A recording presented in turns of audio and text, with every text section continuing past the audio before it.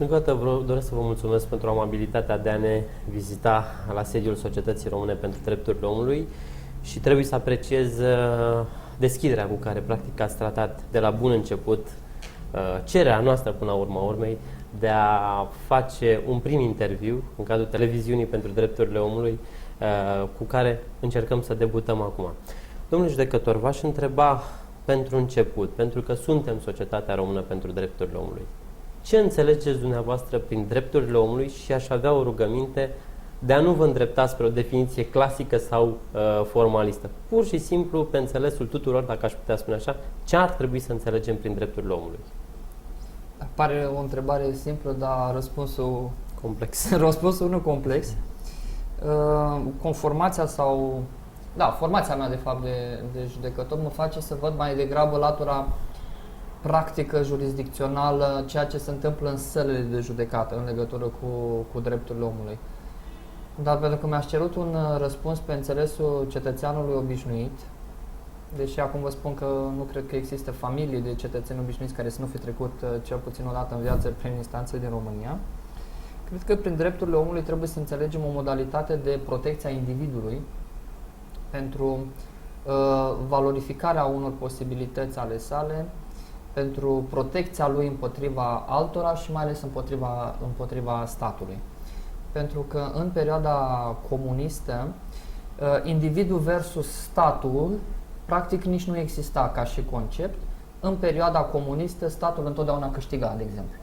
Ori astăzi, în instanțele din România, noi deseori soluționăm dosare în care indivizii contestă diverse documente, acte emise de către autoritățile publice, centrale sau locale, fie că vorbim de hotărâri de guvern, fie că vorbim de o autorizație emisă de un primar, de exemplu, și oamenii câștigă. Dacă au dreptate, câștigă. Deci trebuie să înțelegem astăzi că prin drepturile omului avem o modalitate de protecție foarte bine pusă la punct, pentru că aceste drepturi ale omului sunt înscrise în diverse legi, plecând sigur cu legea fundamentală, Constituția, și terminând, sunt extrem de multe legi în România, generale sau secvențiale, sectoriale, și ajungând până la ceea ce se întâmplă în instanțele din România. Și anume judecătorul, care este, dacă vreți, ultimul garant de protecție a drepturilor omului. Ați spus o sintagmă, dacă aș putea spune chiar așa, extrem de interesantă. Cetățeanul împotriva statului și se pune în discuție respectarea drepturilor omului. Eu cred că, în primul rând, îi revine statului obligația de a asigura drepturile omului, dar înainte de a-mi da răspunsul la această întrebare, spuneți-mi, vedeți o deosebire între drept și lege? Întâi să fi fost dreptul și pe urmă legea? Intrăm pe un tărâm care îmi place la nebunie, vă spun drept, dar ceea ce vreau eu să vă subliniez este că noi, judecătorii, nu învățăm la facultatea de drept decât dreptul. Nu învățăm, de exemplu, justiția. Așadar, memorăm sau învățăm să găsim o grămadă de legi în care sunt ocrotite o grămadă de drepturi ale omului și cam atât. Și facultatea se oprește aici. Urmează apoi altceva, o altă formă de pregătire, ca judecătorii, de exemplu, și procurorii, pentru că la ei vreau să mă refer, să învețe să facă justiție. Adică să treacă de la normele acelea abstracte, înscrise în niște legi, la spețe concrete prin care sunt confruntați cu niște destine umane pe care trebuie să le influențeze. Aplicarea legii la situațiile concrete, da. Să înțelegem. Ori vedeți că probabil mai întâi au existat drepturile recunoscute prin, în anumite societăți primitive, prin niște cutume, care apoi au trebuit să fie legiferate pentru a se aplica tuturor. Apoi s-a născut și justiția, pentru că a trebuit cineva să asigure aplicarea legii respective, și suntem în situația de astăzi în care omul este ocrotit ca și individ, și așa cum spuneam mai devreme, atât în raporturile cu alți indivizi, cât și în raporturile cu persoanele juridice, autorități, instituții sau, dacă vreți, ceea ce numim ca și termen global statul. Astăzi, statul are ca misiune principală ocrotirea individului, pentru că noi de asta am acceptat să trăim într-o societate, ca să fim ocrotiți. Altfel eram sălbatici prin păduri și ne dădeam în cap să ne protejăm. Dar nu. În momentul Teza contractului social? Da, exact. Cum spunea Rousseau, domnule, am acceptat să trăim împreună și cedăm unele din posibilitățile noastre, ca să zic așa, dar și acceptăm ceea ce ne impun ceilalți ca să trăim în pace și prosperitate. Ei, în momentul în care eu îmi exercit un drept consacrat într-un act normativ, într-o lege în sens larg, pot să exercit acel drept până în momentul în care ating altuia un drept concurent. Deci eu când vin în confruntare cu un alt drept sau cu o altă libertate, ca să zic în sens larg, înseamnă că abuzez de dreptul meu. Și vă dau un exemplu care este la ordinea zilei astăzi. Dreptul mass media de a informa cetățenii. Pe de o parte avem un drept la liberă exprimare și anume mass media este datoare, are dreptul, dar și obligația față de noi cetățenii să ne informeze asupra obiectivelor sau evenimentelor de interes general. Pe de altă parte, eu ca individ am dreptul la ocrotirea demnității. Și atunci se pune în balanță. Dacă presa scrie ceva, să spunem, necomod față de o altă persoană, cât de mult poate intruziona, dacă veți, presa în viața omului? Și atunci, punând în balanță cele două libertăți, libertatea de exprimare și dreptul la demnitatea persoanei, ajungem la o concluzie că tu poți scrie despre mine tot ceea ce vrei până în momentul în care mi-atingi dreptul meu la demnitate. Și atunci, și vă dau un exemplu concret, nu poți scrie despre un personaj public al statului, fie că e demnitar, funcționar, știu, poate actor, prinț, că am văzut că e la modă prin statele europene, nu poți scrie despre el decât ceea ce prezintă interes public în legătură cu viața lui publică, cu funcția lui publică. În momentul în care vrei să scrii ceva în legătură cu aspectele lui de viață privată sau să-l fotografiezi în ipostaze private pe care tu apoi să le prezinți în mass media, fie că vorbim de presa scrisă, fie că vorbim de presa mai nouă electronică, în momentul acela se produce o încălcare a dreptului. Iată așadar că dreptul uneia merge până aduce atingere dreptului celuilalt. Cu alte cuvinte, trebuie să existe o coexistență a drepturilor, da? Într-un anumit spațiu, da, să coexiste o armonie. Noi trebuie să respectăm drepturile. În primul rând să ne le cunoaștem, ceea ce e o mare problemă. În România este o mare problemă. Să vă și întreb de cultura juridică. Nu știu câți din România știu că avem o Constituție, nu știu câți găsesc rostul Constituției și nu știu câți au deschis Constituția. Corect. Apoi vă spuneam că există atât de multe legi în România, numai dacă vorbesc de noile coduri din România. Codul civil, codul de procedură civilă intrate deja în vigoare, codul penal și de procedură penală care vor intra în vigoare peste undeva, cred că vreo 4-5 luni, în februarie, pe 1 februarie. Mă întreb câți din oamenii care au probleme concrete, fie civile, fie penale, știu de aceste noi coduri, știu de noile drepturi și noile obligații care le revin potrivit noilor coduri.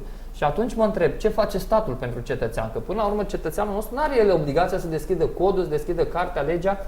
Probabil asta este mai nimeni nu poate invoca necunoașterea legii. Da, este un principiu pe care noi îl învățăm la drept, nimeni nu poate invoca necunoașterea legii. Ei, dar știți că sunt judecători și procurori care deja nu mai pot să cunoască toate legile? Sunt atât de multe acte normative care apar într-o singură zi, încât tu, practic, ca și profesionist al dreptului, nu mai poți acoperi toate ramurile de drept. Este neuman. Bine, sigur, principiul se raporta la o anumită situație, de fapt, de la data la care a fost, zicem, edictat acest principiu, care nu mai corespunde cu realitatea actuală. Și să știți că excesul de normativitate este un semn al unei societăți slabe, al unei societăți bolnave. Cu cât avem mai multe legi, înseamnă că avem foarte multe probleme cu conduita omului, cu responsabilitatea omului, cu bunul simț al omului și atunci simțim nevoia să reglementăm totul prin acte normative. Dar mă întorc la ceea ce spuneam. Deci statului îi revine obligația de a ocroti cetățenii din care el este alcătuit.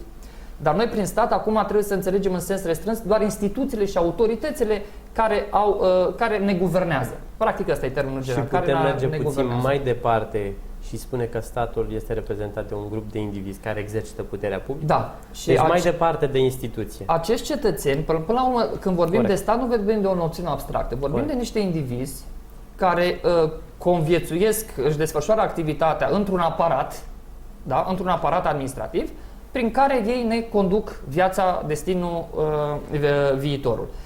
Și aceste instituții ale statului trebuie să ne ocrotească. Dar uneori se întâmplă ca ele însele să ne încalce drepturile. Și atunci vine singura instituție care este cumva în afara statului, deși este putere publică, ea nu este a statului, vorbesc de justiție, care trebuie să pună ordine aici. Fie că te cerți cu vecinul de peste gard pentru o palmă de pământ la care a mutat gardul și ți-a luat-o, fie că vorbim de, drepturi salariale pe care un angajat la stat, un bugetar, nu și le încasează de la angajatorul său, toate acestea se rezolvă în cadrul justiției. Tocmai de aceea, pentru că justiția trebuie să rezolve într-un mod obiectiv conflictele dintre cetățeni ca indivizi sau cetățeni versus autoritățile publice, justiția trebuie să fie în afara conformației politice a statului. Ea nu poate să fie alcătuită din membri aleși, cum, de exemplu, ne alegem președintele, ne alegem parlamentare, membrii guvernului sunt aleși de celelalte puteri. Justiția trebuie să fie în afara acestei structuri. Și atunci apare noțiunea de independență a justiției. Și întorcându-mă la tema și provocarea pe care mi-ați pus-o în față, de fapt, să știți că independența justiției tinde să devină acum și să vorbească tot mai mult în teoria drepturilor omului, un drept al omului. Deci dreptul omului la un judecător independent. De a beneficia de un judecător independent. Să știți că până la urmă, eu ca judecător în sala de judecată, dacă sunt independent, nu este un privilegiu al meu. Ești tu judecătorul X, ești independent, poftim, mai salariu aici, fă ce vrei în dosare. Nu. Independența mea este o garanție pentru cetățean că eu nu sunt influențat, că nu sunt plătit, că nu sunt ales de forțele politice, că nu sunt în subordinea nimănui. De ce? Ca să-i apăr lui drepturile și să îi aplic în mod obiectiv legea. Așadar, cetățenii trebuie să se lupte să fie o justiție independentă. Foarte mulți ani în România s-au luptat, ca să zic așa între ghilimele, magistrație pentru independența justiției. Adică ne-am transformat așa într-un fel de sindicat, dați-ne nouă independență. Ne-am rupt de politic, știți bine, până în 2004 toate funcțiile din sistem erau ocupate politic. Deci din 2004 există o justiție independentă, Comisia Europeană ne monitorizează în continuare modul în care ocrotim această independență a justiției, modul în care ne efectuăm atribuție de serviciu. Și acum, brusc, cetățenii s-au trezit, dar cine sunt judecătorii ăștia? Că am mai auzit în spațiu public. Ce fac ei? Că am văzut dosare care se soluționează acum pe la înalta curte, dosare cu oameni politici, cu oameni de afaceri, cu interlopi, dosare foarte importante. Și lumea a început deja să aibă mai multă încredere, mai multă speranță în justiție că încep lucrurile să funcționeze. Știu, greu, foarte greu. Și noi suntem mulți și legile sunt multe și oamenii sunt nerăbdători. Dar eu cred că justiția în România, odată ce s-a depărtat de politic și este independentă, după ce a avut oarește scăpări, ca să zic așa, de abuz, am mai intrat și noi în celelalte puteri, în domeniul celelalte puteri, eu cred că justiția a început să-și arate rezultatele. Să-și capete independența până la urma urmei. Și încă o dată spun, independență de ce? Ca eu să aplic legea în mod corect, în mod obiectiv, până la urmă să îmi îndeplinesc rolul constituțional. Pentru că eu nu sunt acolo să apăr o parte sau alta, statul sau cetățeanul. Nu. Eu sunt acolo să apăr legea. De aceea judecătorul este subordonat doar legii. Eu nu am voie să fiu deasupra legii. Dar uneori se întâmplă abuzuri, ca să spun așa, și din partea justiției. Și aici vreau să ajung. Până la urma urmei, dacă drepturile sunt încălcate de către stat, există un al treilea, justiție. Dar dacă drepturile sunt încălcate și de justiție, acum ce avem de făcut? Terenul ăsta e greu de parcurs în abstract. Sunt încălcate drepturile chiar de către angajații, funcționari, spuneți cum vreți, din justiție. Ar trebui să vedem efectiv ce înseamnă lucrul acesta. Să presupunem că doi indivizi se judecă într-o instanță din România, unul pierde, unul câștigă, asta se întâmplă. Dacă nu mergeți la mediere, că la mediere câștigă amândoi. Da. Așadar, unul pierde, unul câștigă și sigur, cel care pierde o să spună: e nemulțumit, nu știu judecătorul, legea, avocatul meu a fost cumpărat de cealaltă parte, grefierul meu sustras probele de la dosar. Am auzit tot felul de scenarii de astea. Bun, legea prevede un remediu. Deci legea, care ocrotește drepturile omului, prevede un remediu și anume calea de atac. Nu există proces în România care să nu permită o cale de atac. Așadar, cel nemulțumit de o hotărâre a unui judecător poate face apel sau recurs, depinde de natura procesului, și o instanță superioară, superioară înseamnă cu un grad ierarhic mai sus, care are în componență așa și judecători cu mai multă experiență, reverifică acel dosar, reverifică acea hotărâre și pronunță în final o hotărâre pe care noi o numim definitivă. În teoria dreptului se spune că res judicata pro verita habetur, adică odată stabilit adevărul judiciar, se prezumă că acesta adevărul reprezintă și adevărul obiectiv. Sigur că este o prezumție până la urmă. Eu ca judecător n-am de unde să știu niciodată ce s-a întâmplat când cei doi, de exemplu, s-au bătut în crâșma satului. Nu știu cine, cum și așa mai departe, dar din probele de la dosar, mie mi-a rezultat o anumită stare de fapt. Iar în baza acelei stări de fapt, am luat legea, codul penal în speță și am văzut. Dom'le, dacă unul lovește pe celălalt și produce leziuni vindecabile nu știu câte zile, pedeapsa este de la până la. Și atunci eu, cu cunoștințele mele juridice, pe baza probelor administrate, adică martor, certificat medico-legal, ce mai fi fost acolo, mă încadrez în textul de lege și în funcție de înțelepciunea mea de data asta, între limita minimă și limita maximă dată de lege, urmează să aplic o sancțiune. Cu alte cuvinte, din câte înțeleg eu, domnule judecător, trebuie să facem diferența clară între adevărul judiciar care rezultă din probele de la dosar și adevărul din realitatea socială, da, adevărul obiectiv. Care poate că nu întotdeauna corespunde. S-ar putea ca nu întotdeauna să corespundă, dar corect. Eu ca judecător nu am altă posibilitate. În vechime, știți ce se făcea? Lua pe cel care nega că a săvârșit fapta, îl ardeau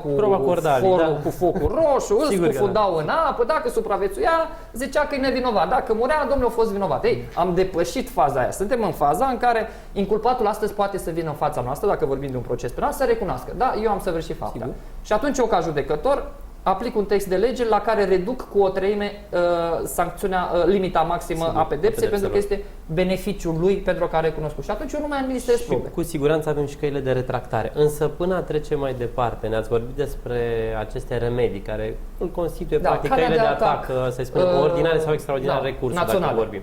Ok, național. Și ați spus că până la urma urmei este dreptul oricărei persoane de a beneficia de o cale de atac ca o instanță superioară în grad să exercite un control de legalitate sau chiar devolutiv total, să-i spunem. Aș vrea să vă întreb, domnule judecător, cum rămâne cu înalta curte, care în anumite cauze judecă și în primă instanță și în ultimă instanță? Da.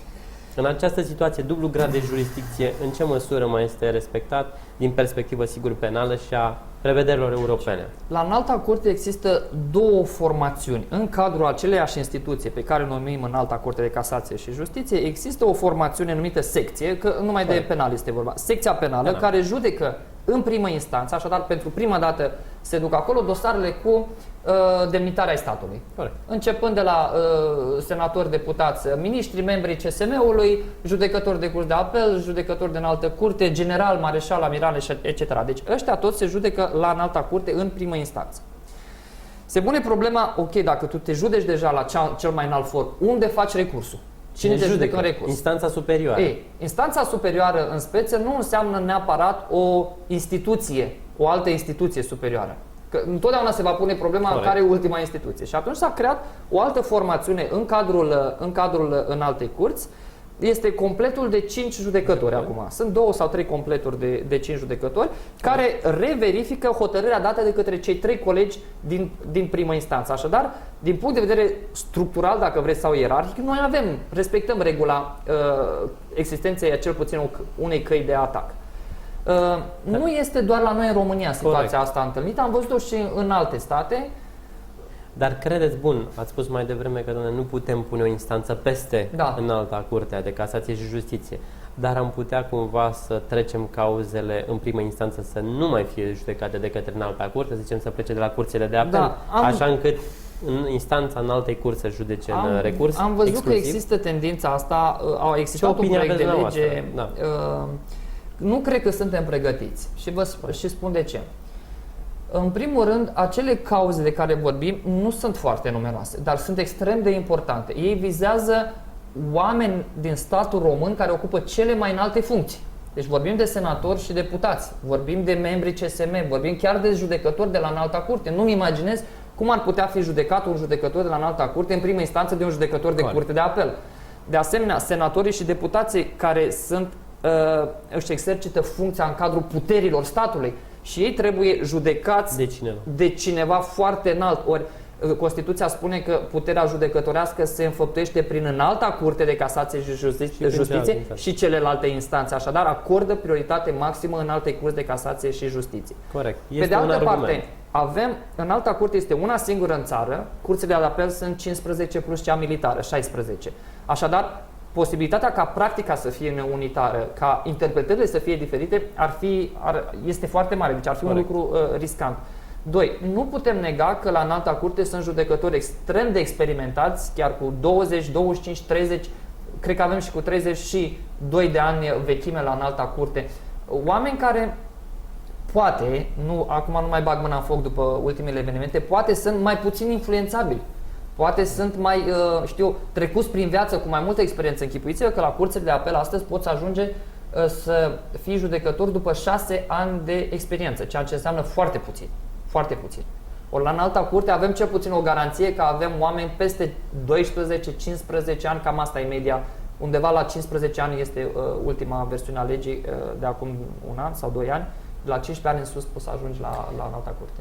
Așa militez pentru menținerea actualului sistem. Avem suficient de multe argumente. Acum mă interesează opinia dumneavoastră ca și simplu jurist. Sigur, care sunteți în deplină cunoștință de realitatea, să zicem, socială a României din prezent. Și pentru că vorbeam de experiența judecătorilor și cu ce bagaj de experiență trebuie să ai în urmă pentru a accede la o anumită instanță, considerați normal să fii judecător al Curții Constituționale și să nu fi fost anterior deloc în profesiunea de judecător, în calitatea noastră de simplu jurist, nu de membru al CSM sau de judecător. Pur și simplu. Eu vă arunc o provocare și mai mare. Să știți că au existat judecători la Înalta Curte care n-au fost niciodată judecători. Dar trecem peste acest subiect. Și dintre aceștia au și gafat.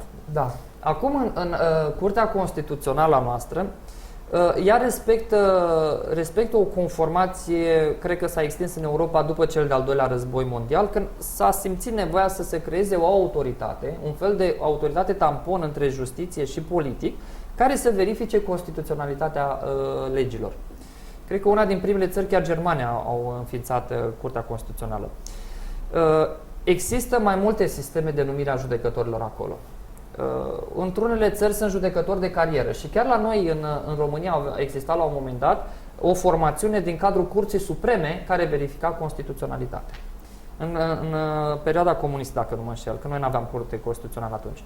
Apoi există alte state în care toți sunt oameni numiți politic. Și la noi în România acesta este sistemul. Da? Fiecare din cele 3 segmente prevăzute de lege, Senat, Cameră Deputaților și președinte, numesc câte 3 membri pentru 9 ani în Curtea Constituțională. Și există alte sisteme de drept și cred că ăsta este cel spre care trebuie să ne îndreptăm, în care reprezentanța ai fiecăruia din cele 3 puteri există în Curtea Constituțională. Și cred că ăsta e sistemul și firesc. De ce? Curtea Constituțională, până la urmă, ține un balans între puterile statului. Pe de altă parte, chiar după atribuțiile Curții noastre constituționale, rezolvă conflictele dintre puterile statului, ceea ce mai puțin câteodată uităm de acest aspect și au fost sesizate câteva conflicte între puteri de-a lungul anilor. Ei bine, este și firesc că dacă rezolvi conflictele dintre puteri, să ai și reprezentanți din fiecare putere. Astăzi, într-adevăr, puterea judecătorească are o problemă. Nu este reprezentată la nivelul Curții Constituționale. Nu mai zic de faptul că probabil și experiența și formarea ta ca judecător de carieră ți-ar da un atu în plus. Probabil s-ar ridica în eficiență, în calitate, foarte mult activitatea de la Curtea Constituțională și probabil și aceste suspiciuni de politizare a acestui organism s-ar mai înlătura. Însă nu uităm un lucru. Indiferent de modalitatea de numire a judecătorilor, la Înalta Curte, la Curtea Constituțională, la alte autorități, să zicem și procurorii de la DNA, DICOT, unde discuțiile sunt veșnice, odată numiți în funcție, acești magistrați din instanțele și parchetele ordinare, respectiv acești judecători din cadrul Curții Constituționale, ei trebuie să își exercite funcția în mod independent și asta trebuie să respectăm noi, cetățenii statului. Chiar dacă forțele politice sunt implicate în numirea lor, ele ulterior nu mai pot să guverneze activitatea. Pentru că teoretic, așa trebuie să fie. Sigur, eu spun cum este din punct de vedere legal. Închipuiți-vă și noi ca cetățeni. Noi ne alegem parlamentare, îi trimitem în Parlament, dar pe urmă nu mai putem controla. Deci nu putem să facem noi un referendum să spunem revocăm parlamentarul că nu ne convine. Nu, trebuie să așteptăm cei 4 ani. De ce? Pentru că este teoria mandatului imperativ. Corect. Este nul mandatul imperativ. Eu nu pot să numesc astăzi parlamentarul și mâine să-l dau jos. Asta înseamnă că parlamentarul meu își exercită funcția în mod independent. Tot așa și membrii CSM. Membrii CSM, noi suntem aleși de către colegii noștri judecători și procurori, dați în acest consiliu care guvernează, se ocupă de managementul funcțiilor judiciare pentru o perioadă de 6 ani de zile, dar nu poți să vii într-o zi să spui, păi nu mai convine de X să revoc. Legea nu-ți permite lucrul ăsta. La fel și la judecătorii de la Curtea Constituțională. Dacă ei ar ști sau ar sta cu frica asta că dacă nu dau nu știu ce hotărâre, mâine mă revocă cel care m-a numit, înseamnă că n-ar fi independență. Și atunci sistemul politic ar controla și instituțiile judiciare. Și atunci trebuie să evităm. Știu că de foarte curând ați participat la o manifestare internațională pe tema corupției în justiție, dacă nu mă înșel. Da. Ce ați putea să ne spune acum dumneavoastră, având și experiența acestei participări, despre corupția din justiție Despre corupția din justiție. Eu cred că sunt primul judecător care am vorbit în România despre existența acestui flagel. Nu i-aș spune fenomen, dar cu siguranță l-aș numi flagel. În 2007 am îndrăznit să afirm public că există corupție în justiție și ar trebui de făcut ceva. Chiar propusesem atunci un mic mecanism anticorupție. Știți care a fost prima reacție a sistemului? Mi-au făcut plângere la CSM. 70 de judecători și de grefieri au sesizat CSM-ul că aș fi încălcat codul deontologic, întrucât le-am adus atingere reputației. Deși eu nu indicasem niciodată judecători sau procurori în concret, cu nume, cu instanță, nici instanțe nu indică, nici măcar județ. Pur și simplu am avut o prelegere în fața unor jurnaliști. Ei, am fost cercetat vreo un an de zile, mai întâi disciplinar, apoi deontologic, am reușit să scap. Ca mare infractor, aș putea spune între ghilimele, pe o excepție de nelegală sesizare. Bun, am terminat povestea aceea nefericită pe procedură. Vă zic că am reușit să scriu o carte. Am scos o carte, Corupția și anticorupția din justiție. Ea este tradusă în engleză și distribuită în marile universități din Europa și din afară. Am analizat foarte atent fenomenul acesta al corupției judiciare, care este răspândit în toată lumea. Deci, nu există țară care să nu se confrunte cu corupția și în special cu corupția judiciară.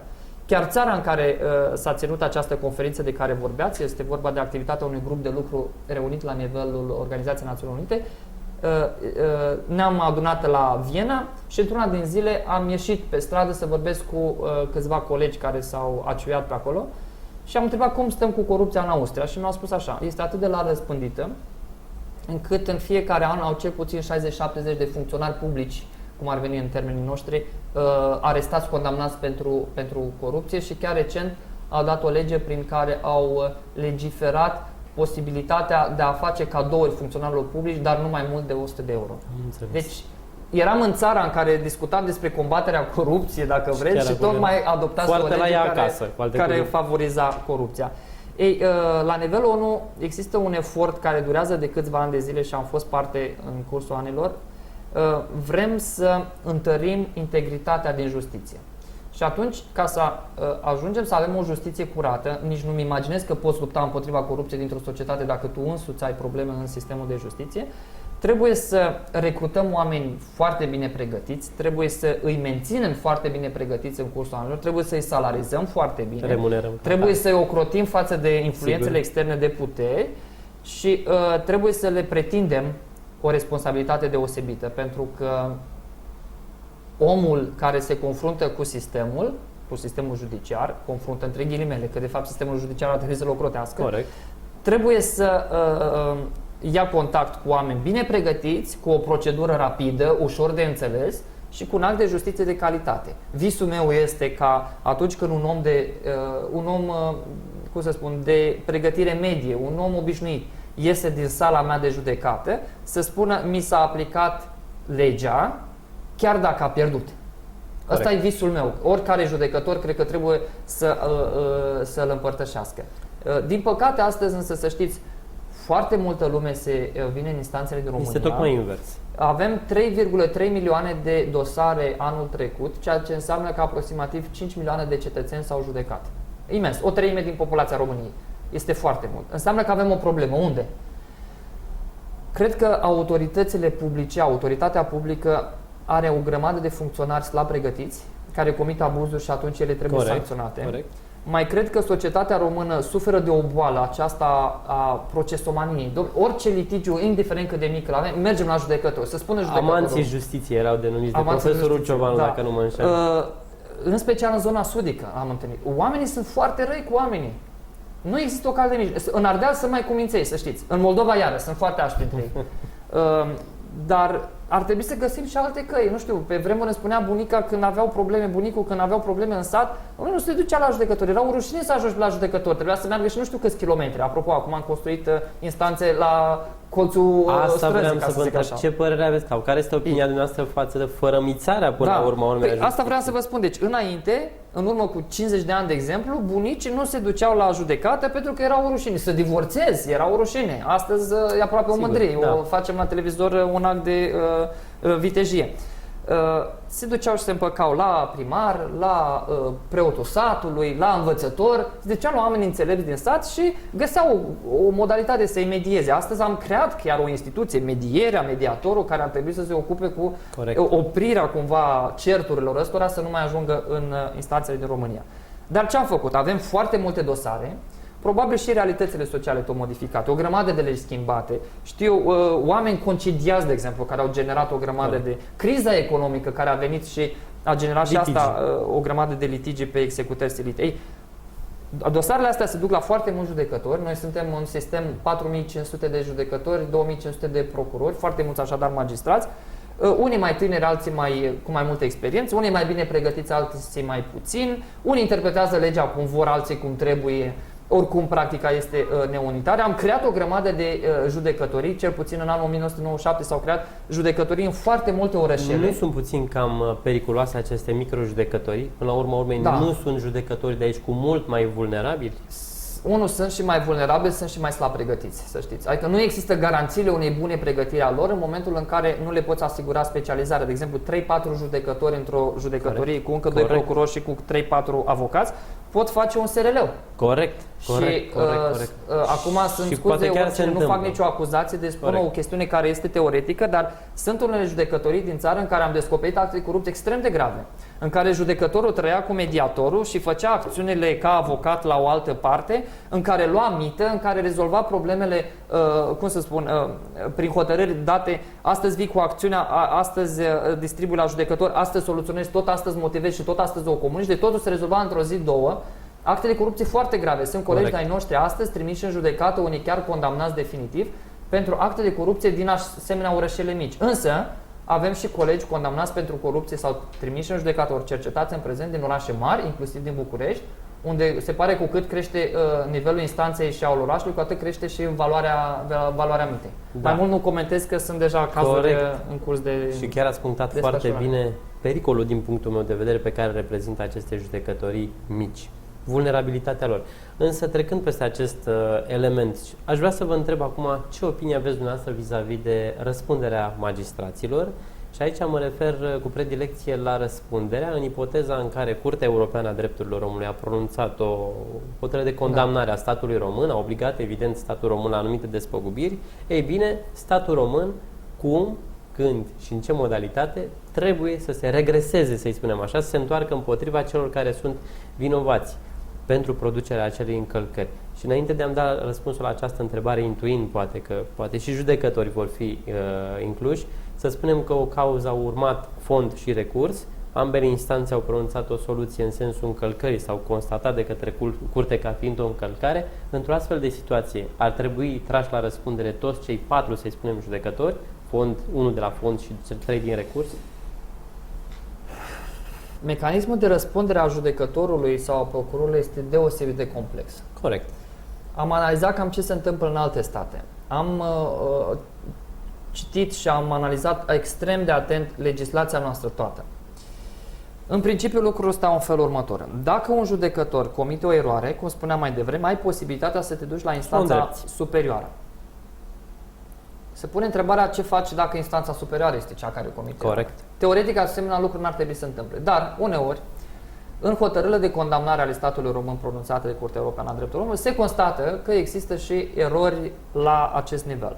Să știți însă, condamnările noastre de la CEDO nu sunt toate pentru erori ale justiției. Dar sunt. Sunt probleme de legislație. Corect. Și majoritatea cazurilor care vizează restituirea imobililor naționalizate, indiferent de hotărârea pronunțată de judecătorul din România, Curtea a constatat că avem o problemă de legislație. Sigur, așa, mai avem autorități publice care refuză să pună în executare hotărâri judecătorești și atunci se încalcă un alt drept al omului. Mai avem condamnări pentru condițiile din penitenciare, dar într-adevăr avem și condamnări pentru nemotivarea suficientă a unei hotărâri din România, pentru durata îndelungată a proceselor și pentru alte asemenea aspecte.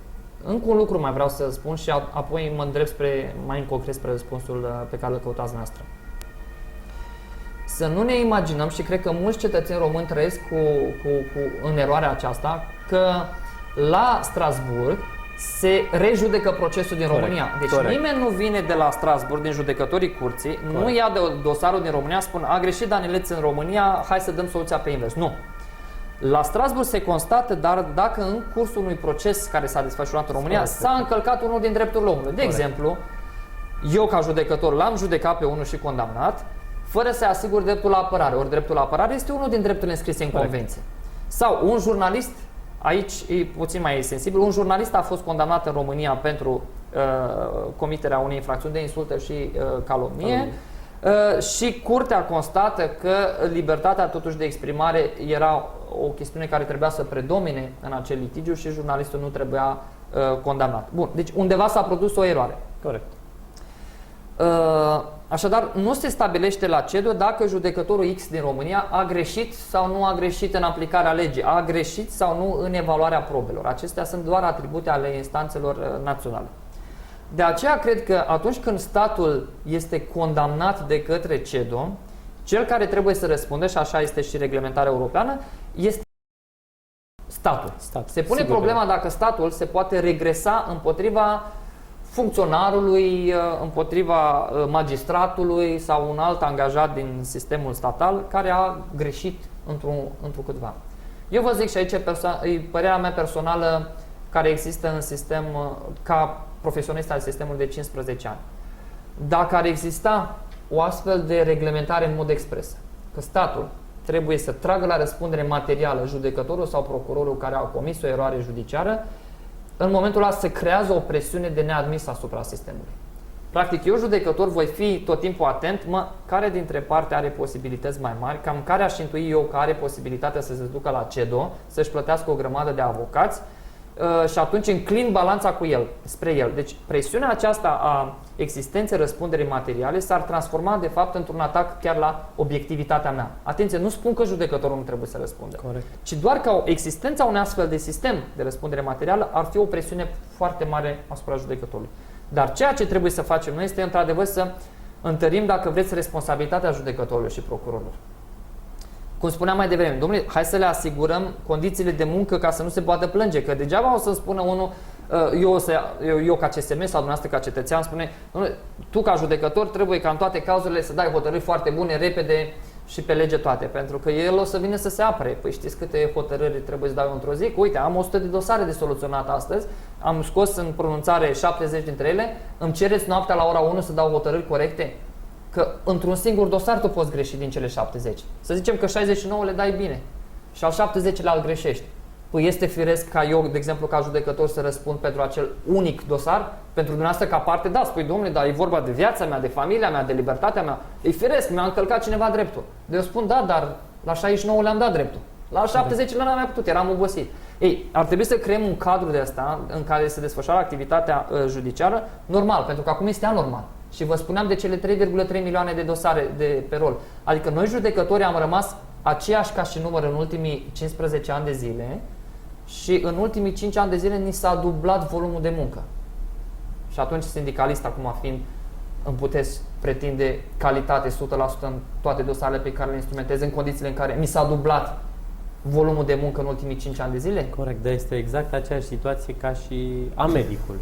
Da, 99 de operații sunt minunate, iar ultima 100 este fatală. Perfect de acord. E bineînțeles că răspunderea va fi în egală măsură, pentru că totuși și medicul și magistratul practic lucrează, dacă putem spune așa, cu viața oamenilor. Da, aici sunt perfect de acord cu dumneavoastră și munca noastră este la fel de importantă ca a medicului sau medicul la fel de importantă ca a noastră și a profesorului, dacă vreți, care educă Corect. până la urmă și poate preveni, de ce nu, din comiterea infracțiunilor sau din călcarea dreptului ca ei, oamenii, să nu mai ajungă la noi. Deci este un complex pe care noi trebuie să-l gândim. De aceea spun că mai înainte de a discuta despre răspundere, să discutăm despre responsabilitate, adică cum creăm toate premizele ca judecătorii să nu mai greșească. Acum însă, statistic vorbind, să știți că 96% din hotărârile noastre sunt menținute în căile de atac. Cele care sunt atacate, ele sunt menținute. Adică calitatea muncii este una în altă. Este și firesc așa. Până la urmă suntem intelectual foarte bine pregătiți, cu o stabilitate în profesie și de ce să nu spunem, e o provocare extraordinară să lucrezi cu dreptul în fiecare zi, adică rotițele pe aici ni se rotesc până la ieșirea la pensie. Suntem deosebit de activi din punct de vedere intelectual. Însă nu se poate să nu greșim pe parcursul carierei. Sigur, eroarea până la urmă este apanajul omenirii. Orice om poate. Să știți însă că am întâlnit cazuri în care erorile judiciare se produc și ca urmare a necolaborării adecvate a părților. Sunt uneori părți care induc în eroare judecătorii. Sunt martori care induc în eroare judecătorii. Sunt avocați care speculează tot felul de chichițe și induc în eroare judecătorii. Așadar, când vorbim de o eroare judiciară, trebuie să avem în vedere că nu întotdeauna cauzele se izvorăsc din munca. Să avem în vedere cauzalitatea până la urma urmei, da? Dar există un sistem suficient de bine pus la punct, este sistemul disciplinar, care chiar s-a întărit printr-o lege modificată în urmă cu 1 an și jumătate, prin care noi, ca CSM de data aceasta, avem posibilitatea să verificăm activitatea judecătorului sau procurorului, începând de la chestiunile administrative, de exemplu, vine la serviciu, își face lucrările în termen, până la cele judiciare propriu-zise sau până la cele calitative. Chiar am avut judecători sancționați sau, mă rog, cercetați, unii dintre ei chiar sancționați pentru exercitarea cu rea credință sau gravă neglijență a funcției. Așadar, avem, ca să spunem așa, acceptăm că poți produce anumite erori, că nu ți se datorează și atunci ele se îndreaptă prin căile de atac, dar am descoperit și cazuri când acele greșeli erau de nepermis în soluționarea, în instrumentarea unor dosare și am avut judecători sancționați chiar pe acest temei. Este drept, mai rar, dar am avut judecători sancționați pe acest temei. Domnule judecător, cum vedeți dumneavoastră, poate părea un pic stranie întrebarea, participarea societății civile, și aici când spun societate civilă, a organizațiilor specializate în protecția drepturilor omului, în actul de justiție. De ce pun această întrebare? Pentru că este cunoscut faptul că, bună oară, în procedura Curții Europene, este permis ca anumite organisme care apără drepturile și libertățile persoanei să formuleze anumite note de opinii. Da? Amicus curia sunt numite acelea. Ok. Cum vedeți dumneavoastră acest lucru în România? Vi s-a întâmplat vreodată ca într-un dosar al dumneavoastră sau al unui coleg, din câte cunoașteți dumneavoastră, să fie depusă o astfel de notă? Și cum ați tratat dumneavoastră o astfel de notă dacă ați fi acum judecător și ați primit la dosar? Eu am un mare respect pentru societatea civilă, însă nu prea înțeleg cum funcționează. Adică îmi doresc să avem, n-aș spune un opozant, ci un partener la stat, la ceea ce înțelegem prin instituțiile statale, însă astăzi societatea civilă pare extrem de fărâmițată și mai mult axată pe proiecte, desfășurarea tot felul de proiecte și mai puțin pe opinii, mai puțin pe expertiză. Dumneavoastră faceți chiar o referire mai accentuată, să implicăm cumva organizațiile profesioniste, organizații care apără dreptul omului, în actul de justiție. Cum anume? Păi vă spun că în domeniul carierei magistratului, deja societatea civilă este oarecum implicată prin acei 2 reprezentanți din cadrul Consiliului Superior al Magistraturii. Pentru că facultățile de drept, respectiv ONG-urile pe dreptul omului, pot propune, iar Senatul să aleagă 2 reprezentanți care astăzi vă reprezintă pe dumneavoastră în cadrul CSM, unde se dezbat, forum în care se dezbate tot ce ține de cariera magistratului. 2. Am fost în Statele Unite și am văzut că există ONG-uri care au încheiate parteneriate cu conducerile unor instanțe prin care în mod regulat se întâlnesc și ONG-urile le spun unde ar trebui făcut, ce ar trebui făcut ca chestiunile administrative dintr-o instanță să meargă mai eficient, să fie mai fluid circuitul. Și vă dau un exemplu. Vedeți că stați prea mult ca avocat, probabil stați prea mult la registratură.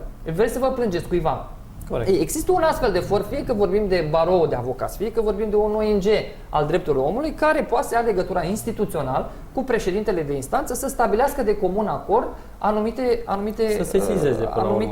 deficiențe, ca să spun Corect. așa, Și să încerce să le soluții. remedieze. Deci nu să ne gândim tot timpul, unde reclam asta? Corect. Hai să fac plângeri la CSM, hai să fac plângeri la inspecție judiciare. Adică foarte mult societatea civilă, dacă vreți, se poate implica în prevenirea încălcării drepturilor, în prevenirea abuzurilor, dacă vreți, și până la urmă în chestiunile de management, de ce să nu spunem. Acum dumneavoastră spus mai departe, domnule, dar dacă societatea civilă s-ar implica cumva chiar în modalitatea de aplicare a legii. Am întâlnit astfel de cazuri, de fapt și este reglementat în legea cu privire la discriminare, la combaterea discriminării din România, în care ONG-urile care sunt specializate pot să intervină în anumite procese. Personal nu am avut. Dar aici vorbim despre o intervenție în sens procesual, da? În interesul uneia dintre părți. Dar pur și simplu o notă de opinie. Cum ar fi privită de către un judecător? Nu știu, vă spun drept, nu știu. Nu știu, dar am observat că cel puțin judecătorii și de ce să mă feresc să spun, chiar judecătorii tineri din generația care utilizează, internetul, calculatorul, mijloacele astea din social media, judecătorii tineri care obișnuiesc să citească ce se scriu pe anumite site-uri hai să le spunem de specialitate. Deci a cam dispărut moda aia care era în anii trecuți, hai să luăm o revistă, ne abonăm la o revistă și citim ce scrie acolo. În spațiu virtual. Da, astăzi informația în spațiu virtual circulă cu foarte multă rapiditate și eu, de exemplu, am 2-3 site-uri pe care le deschid zilnic să văd cine ce a scris. Și nu mă rezum să citesc ce au scris judecătorii. Mă îndrept și ce au scris profesorii, dacă e cazul, avocații, dacă e cazul. Deci deja este o întrepătrundere între profesie și colaborare. Și nu vă ascund faptul că când am fost vicepreședinte de instanță pentru un an și jumătate la una din judecătorile din provincie, chiar am organizat ședințe, întruniri, dacă vreți, comune de pregătire, judecători, procurori, avocați. Era pentru prima dată în România când îmi puneam problema, domnule, dacă intră în vigoare un nou cod. Atunci era legea micii reforme. Legea micii reforme care modifica substanțial codurile și civil și proceduri civil și procedura penală. Nu ar fi firesc să facem o pregătire în comun. Am făcut. Și eu la Oradea făceam așa și colegii de la Timișoara au făcut așa și probabil s-a extins chiar și la Craiova am auzit. Deci se simte nevoia unei colaborări între profesii. Foarte multă vreme era o antipatie, aș pune la un moment dat chiar o ură între profesioniști, să nu se întâlnească judecător cu procuror, să nu fie văzut judecătorul că vorbește cu un avocat. Era așa cumva o izolare și un separatism aceasta între profesiile juridice care nu a făcut bine. Sigur că poate înlătura suspiciunile, dar credeți-mă, dacă vrei să aranjezi un dosar, nu o faci când te întâlnești tu și saluți un avocat sau ieși împreună la o cafea. Corect. Te duci într-un loc unde nu poți fi văzut. Deci dacă îi să aranjezi un dosar astăzi, o poți face foarte bine departe de ochii publicului. Dar să ajungi la stupiditatea asta, unor suspiciuni atât de extinse, încât mi-era deja jenă să fiu văzut că stau de vorbă pe holul instanței cu un avocat. Astăzi eu vă spun, am Facebook, am blog, discut cu avocați, mă întâlnesc cu dumneavoastră, poftim. Da. Am remarcat deschiderea dumneavoastră și transparența dumneavoastră. Reținere. Și sunt mulți judecători. Sunt mulți judecători care își înțeleg rolul, domnule, să avem o relație profesională, la fel avocații respectă lucrul ăsta, nu interferăm mai mult, adică putem ieși împreună, prietenim, nu e nicio problemă, dar mai mult de atât, adică să discutăm un caz concret. Chestia asta ar fi o încălcare din punctul meu de vedere al legii, iar din punctul meu de vedere al noastră probabil al deontologiei profesionale. Cu siguranță. Acum v-aș cere ca și observator independent, să spunem așa, o noțiune uzitată așa în lumea noastră a ONG-urilor, până la urmă urmei. Dacă ar fi să acordați o notă pe o scară de la 1 la 10 justiției din prezent, care ar fi această notă? 7. Nota 7. Și dacă ar fi dumneavoastră acum să puteți schimba ceva în justiție, dar dumneavoastră suveran, fără o altă consultare, ce ați face? Aș face justiția publică. La televizor aș face. Aș băga camere de filmat în toate sălile din România și aș transmite online. Deci orice cetățean să vadă ce se întâmplă într-o sală de judecată. Pentru că, pe de o parte, trăim o scenarită extraordinară. Noi nu știm, dumneavoastră ca cetățeni, nu știți decât ceea ce vedeți la televizor că s-ar întâmpla în justiție. Dar eu vă spun că astăzi avem procese, acum în momentul de față avem câteva procese care se desfășoară în Palatul de Justiție din București și poate cetățeanul ar fi interesat să vadă. Omule, chiar judecătorii ăștia sunt așa cum se spune la televizor sau chiar procurorii ăștia sau chiar avocații ăștia. Ei, cred că oamenii ar trebui să vadă cu ochii lor ce se întâmplă în sălile din România și să se convingă. Și foarte mult se denaturează preluând informația prin intermediar, dar vă zic că la un moment dat lumea s-ar obișnui și nu s-ar mai uita. Corect. Dar deocamdată există asta, suspiciuni. Dom'le, judecătorii sunt puși de Cutărescu, procurorii sunt al lui Cutărache, sunt cumpărați. Ne-am creat așa un scenariu de asta în care trăim și ajungem să nu mai avem încredere în justiție. Și atunci, părerea mea, ar trebui să venim cu o măsură neobișnuită, dar maximală. Transparentizăm absolut. Și pe de altă parte am putea găsi un alt punct, așa să zicem, un alt plus, în sensul că ar fi și o cenzură din partea celor care participă la actul de justiție în acel moment, pentru că una este să judeci un dosar, judecătorul și un avocat sau doi în sală, și alta este să judeci ca și judecător și cu sala plină. Până la urmă, te autocenzurezi în momentul în care ai ochiul public, așa să-i spunem, înaintea ta. Altfel, conduci ședința respectivă în momentul în care este sala plină. Sau cel puțin cât am putut eu să percep ca și avocat. Vă dau dreptate, pentru că, iată, de câțiva ani de zile, în toate sălile penale și începând doar din anul ăsta, în toate sălile civile, noi înregistrăm dezbaterile. Corect. Nu știu cât de important este asta sau nu pentru cei din afară. Probabil, dumneavoastră, exemplu, ca avocat, vedeți că nu s-a făcut o consemnare în tocmai ceea ce s-a scris în procesul verbal și atunci cereți o îndreptare și ne uităm la, sau, audiem înregistrarea. Însă, pentru noi ca judecători este important, știind faptul că rămâne înregistrată ședința undeva pe un disc, pe un CD, pe un DVD. O dovadă până la urmă. Și dacă există o suspiciune, o reclamație în legătură cu comportamentul meu, știu că acel lucru poate fi folosit ca probă împotriva mea. După cum tot atât de bine poate fi folosit ca probă împotriva, de ce nu, a avocatului sau a părților, pentru că sunt infracțiuni care se comit chiar și în sala de judecată și atunci putem noi utiliza așadar pentru protecția noastră înregistrarea audio. Și atunci eu plusez, de ce nu ar fi și video?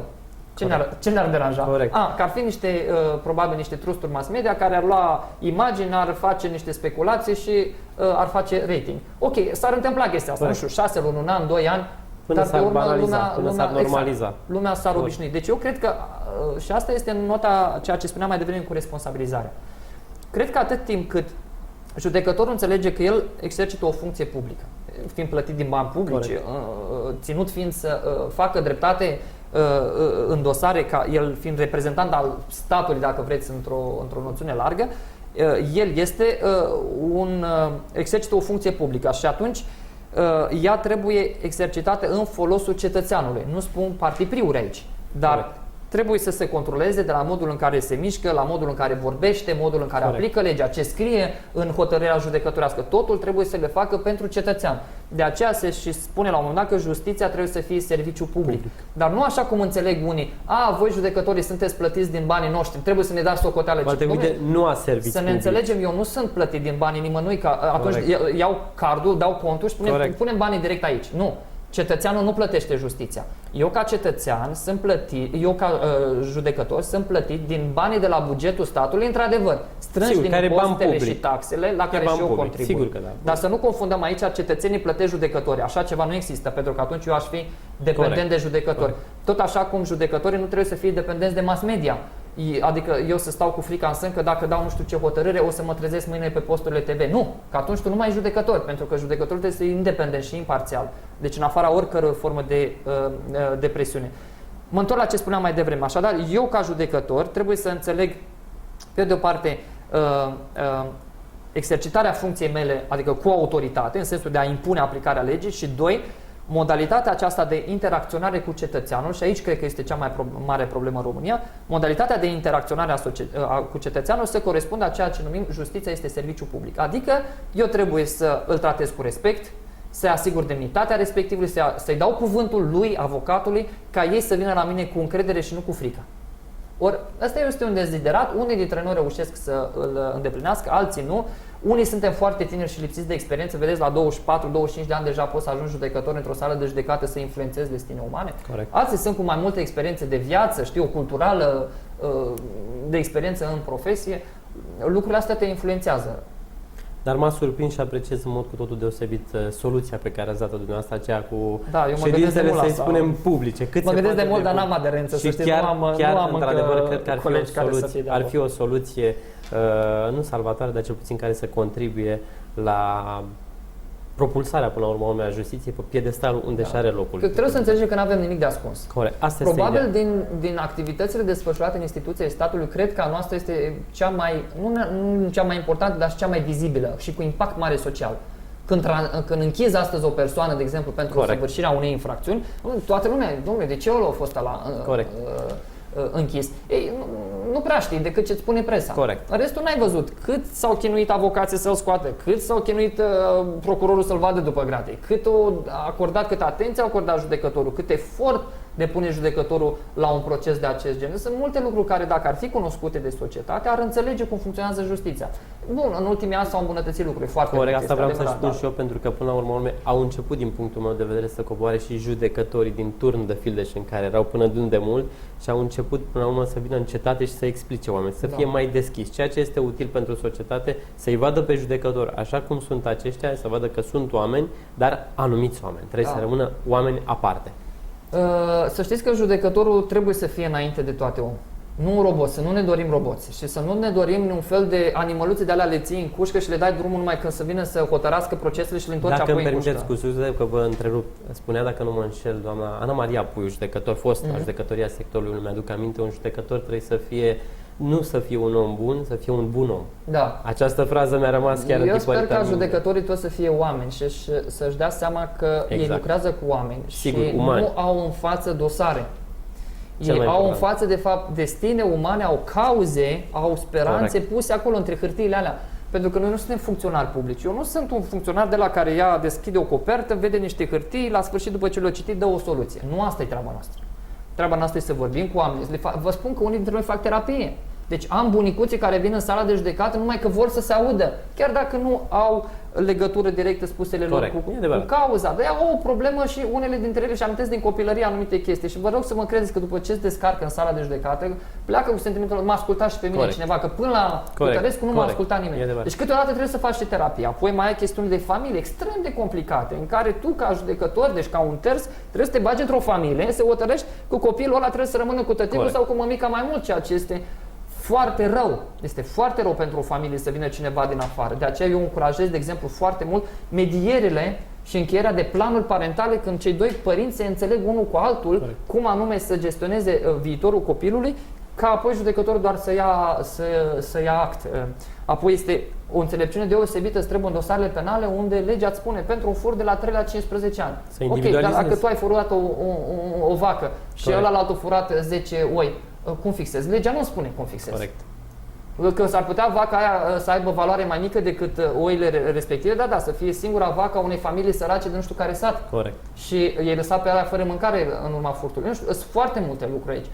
Și apoi, de ce să nu spunem, cunoștințele tale generale despre lume, despre societate, modul în care tu ca judecător interacționezi cu societatea. Sunt mulți colegi care nu ies, nu se uită, și-au aruncat televizoarele, nu ies în societate, nu se duc la un restaurant. Păi cum tu nu iei cunoștințe cu societatea din jurul tău? Păi atunci cum poți să soluționezi un dosar care la un moment dat poate să aibă un impact social? Închipuiți-vă că să mâine dați afară 1000 de lucrători de la o fabrică și tu ai un dosar pe care îl tratezi cu mare ușurință de contestarea deciziei de concediere. Păi în modul în care ai soluționat tu acel un dosar, probabil vor merge și restul de 999 de dosare.